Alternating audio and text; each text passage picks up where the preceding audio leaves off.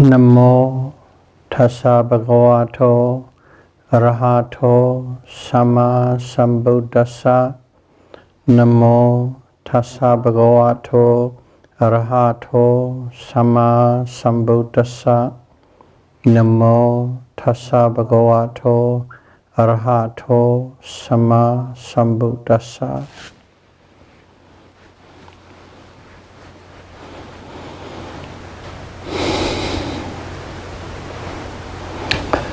Theravada Buddhism series, Dhamma talk number 37.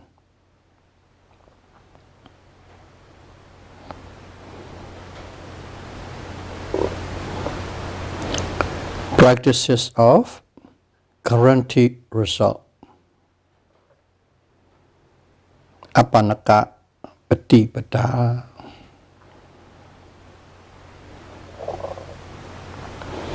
Yeah, we have been talking about the nature of minds and its mental factors.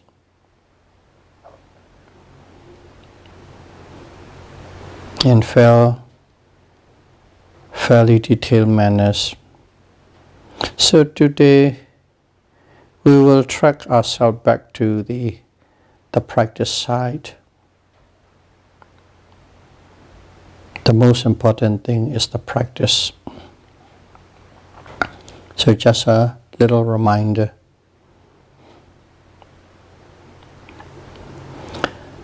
The Buddha taught us 3 techniques.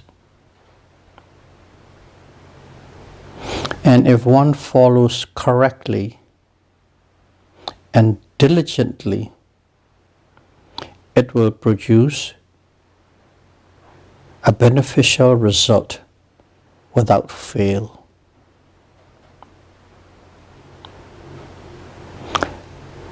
The 3 techniques are restraint of the 6 senses, eating sensibly, and being constantly mindful.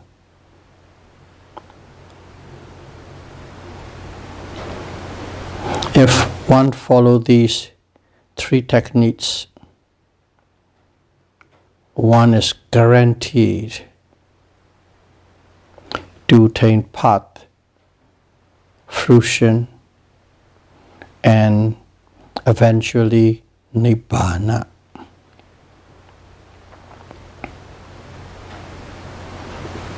So, let's go into the first technique.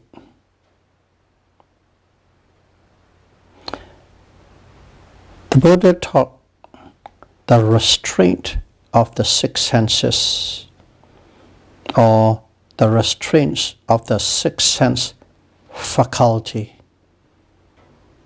In Pali, Indriya Samvara Sila.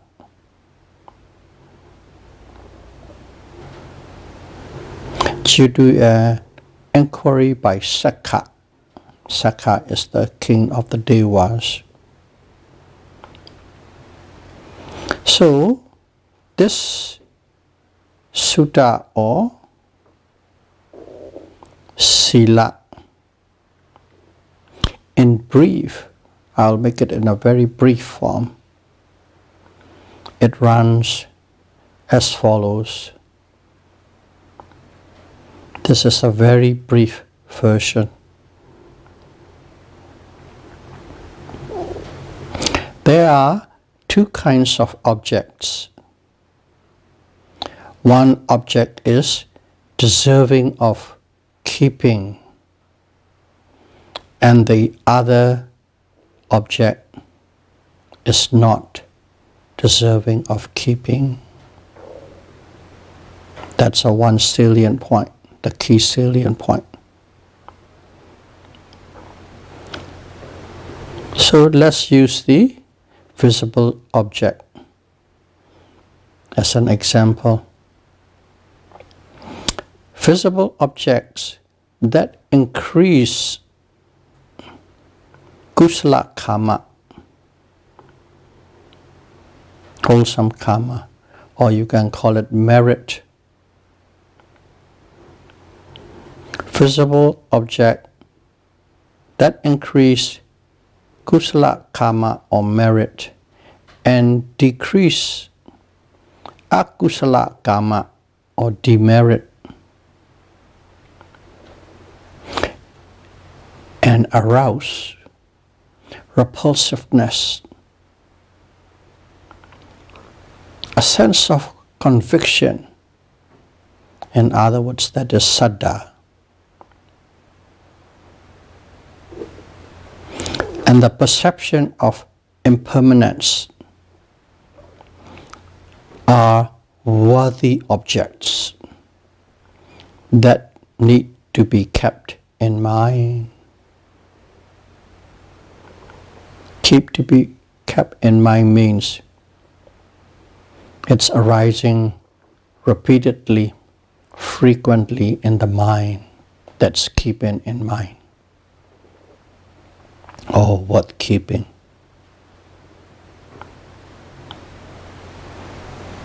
And also, there are visible objects that decrease kusala karma, merit, and increase akusala karma, demerit, and arouse attachment are unworthy objects that need to discard or should not kept in mind, should not repeat in mind of their arising. So those are the two kind of objects. That's what's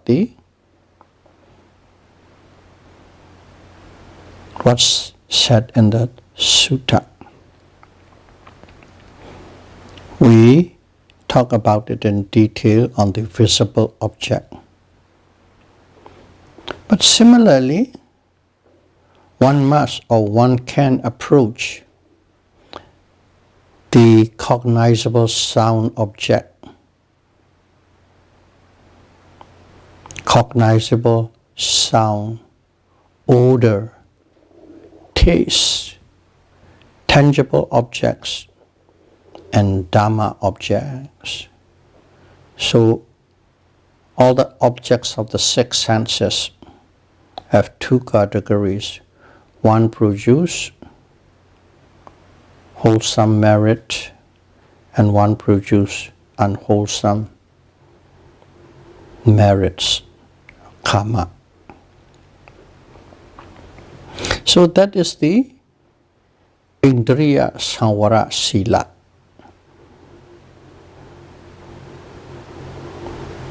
Okay. The restraint of the sixth sense faculty taught by the Buddha based on a question by the Sakka, king of Deva. Yeah, I think it is quite clear and plain enough for us to understand. But how do we practice so that it can be really effective? How do we practice?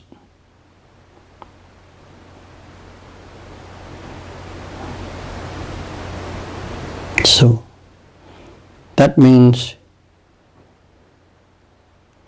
the practical way of maintaining or sustaining that Indriya Samvara Sila.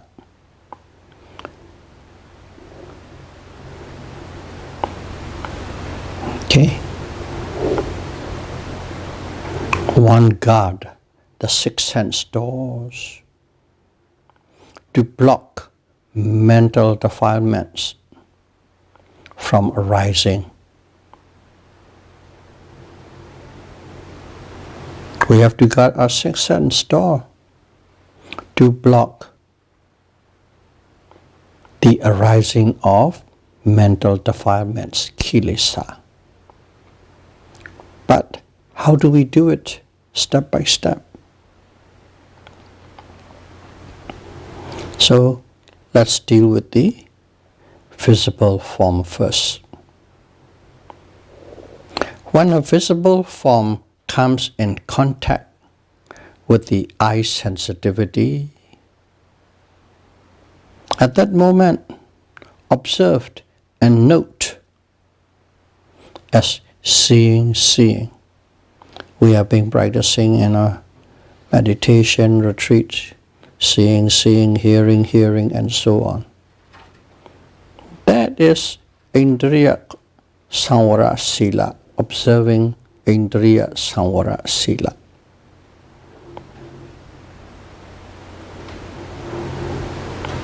Observe and note, seeing. One must be able to attend precisely at the moment of seeing or mental contact phassa. At that moment, seeing arises. It must be precise, or as precise as you can. If not, if you are delayed, form, shape, texture, color, and manners of the object will become seamlessly vivid. In other words, all those individual qualities combine and become a seamless object, which is vivid, that presents to you. When it becomes seamlessly vivid, likes, craving, or dislike, dissatisfaction will arise. When you see a beautiful painting, you like it, you crave for it. When you see a ugly picture, you don't like it. You feel a sense of dissatisfaction or aversion inside you. That's what happens when you see a painting as a whole seamlessly as it tries to represent. But if you are looking at just simply the color, simply the texture, piece by piece of that painting, you will not have that likes and dislikes. But when all these things combine, when it becomes seamless, a whole picture, as the painter wants to convey, likes and dislikes will arise in you. It all depends on your observation and noting. And if it happens, if likes and dislikes arises, it breaks your first line of defense already. First line of defense is noting precisely, seeing. And if it is strong and precise, kilesa cannot arise. But if it is not strong and precise, likes and dislikes, kilesa arises. That means it broke your first line of defense. And if that happens, observe that likes or craving or attachment, or observe that dislikes, dissatisfaction or anger, and emotions that comes along with it till they passed away.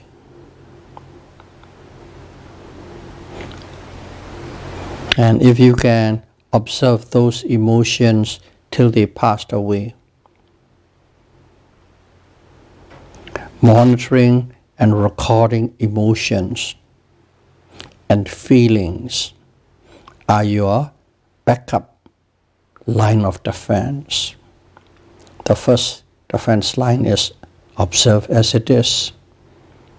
If you don't succeed, you observe the effects, which is emotions.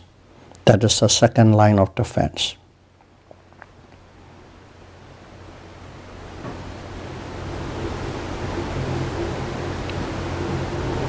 First, one could block the arising of craving, dissatisfaction, and delusion. That's the first line of defense. You can block it right then and there. If not, the second line of defense is dousing the fire that is brought about by the mental defilements. Two lines of defense. So that is on a visible form. Let's go to the sound. When an audible sound meets the ear's sensitivity, a hearing will arise. At that time, one must observe and note as hearing.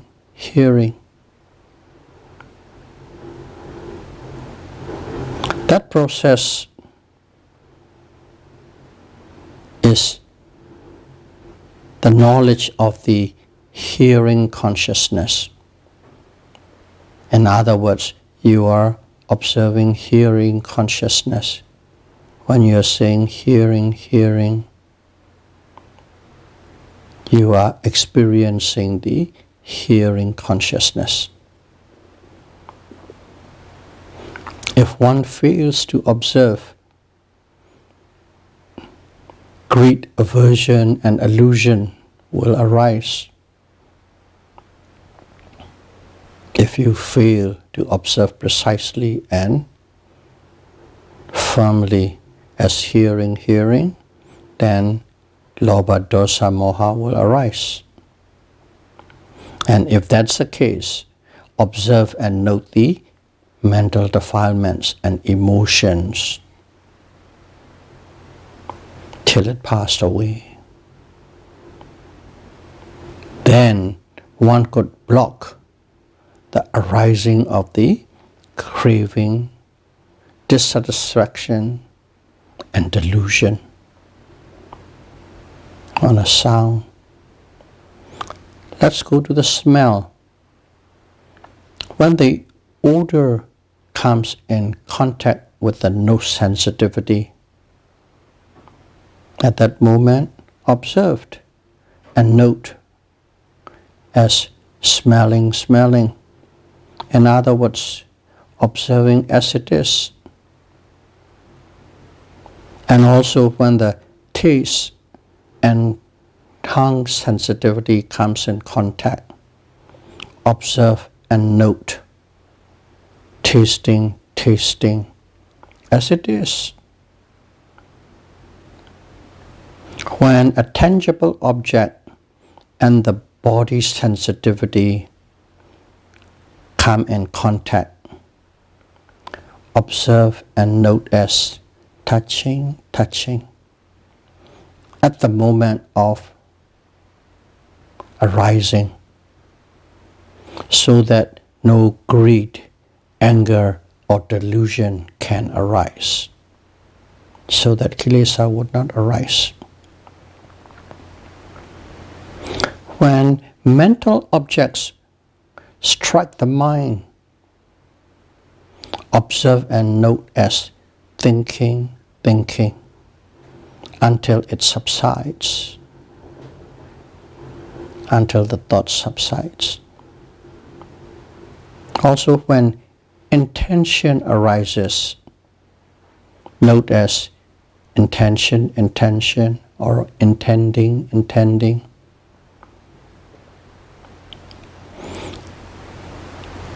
If the intentions are wholesome, beneficial, or useful, proceed with the action. If not, observe till it subsides, so that kilesa cannot arise.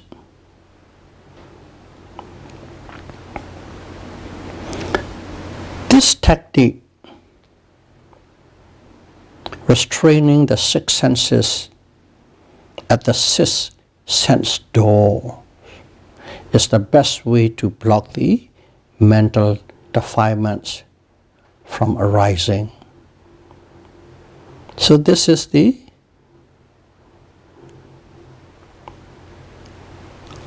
actually practical execution of the sutta, Indriya Samvara Sila.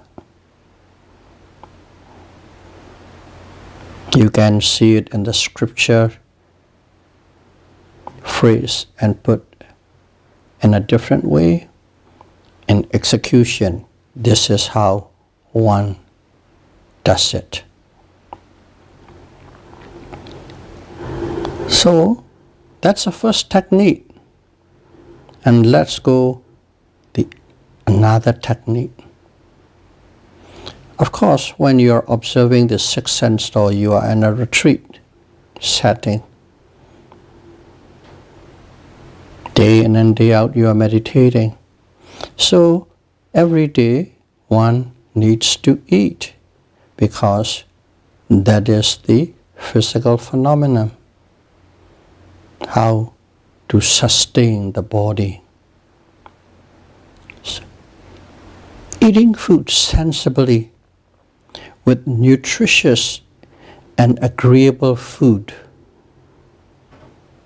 to appease thirst and hunger,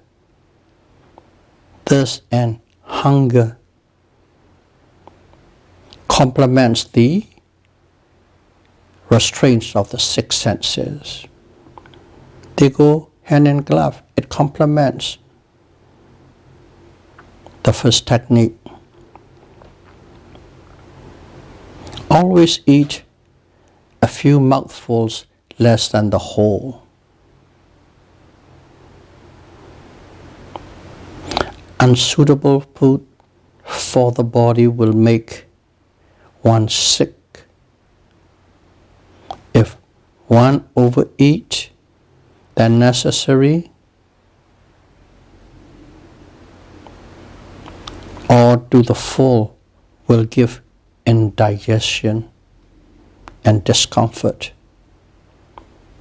That will disturb the meditation, because it produces sleepiness. Overeating produces sleepiness. Good health is a requirement to practice Dhamma. Without good health, without being healthy, one cannot practice Dhamma effectively. That is the second factor or technique one has to incorporate it, along with the restraints of the six senses. The third one, or the third technique, is to keep yourself alert at every waking moment. Okay, you have to keep yourself alert at every waking moment. For what? To be mindful at all times. You need alertness to be able to be mindful at all times. Mindfulness, sati, samasati, must be continuous from one object to the next. without having any break or gap. That is the third technique. So it is a three-pronged approach in the meditation. Restraint of the six senses at the sixth sense door. Make sure you eat right so that you can do that work properly, and be continuously mindful of the six senses at the sixth sense door at the precise moment, so that no mental defilement can arise.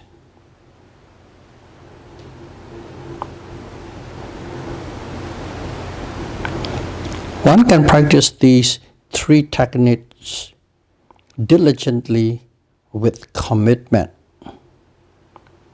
If you can practice these diligently with commitment, the goal or objective is guaranteed by the Buddha. These three techniques are guaranteed to secure the result: liberation.